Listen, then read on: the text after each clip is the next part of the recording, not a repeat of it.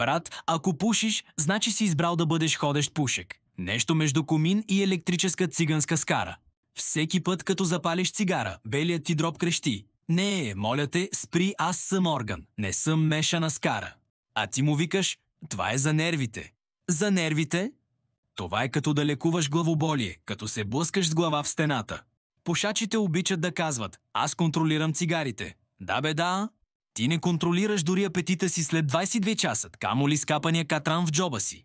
И да ти кажа честно, ако можеше да си видиш белия дроб отвътре, щеше да викнеш майстор да го измаже, да го шпаклова и да му сложи нови тапети. Той е по-черен от ауспух на междуселски автобус. А най-ироничното е, че даваш пари, за да се тровиш. Ти си единственият човек, който плаща абонамент за собственото си унищожение.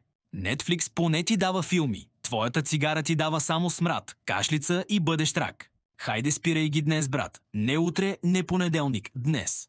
Белият ти дроб ще се събуди утре и ще каже: „Къде съм? В ново тяло ли? Мерси, брат, бях на косъм да се изнеса“.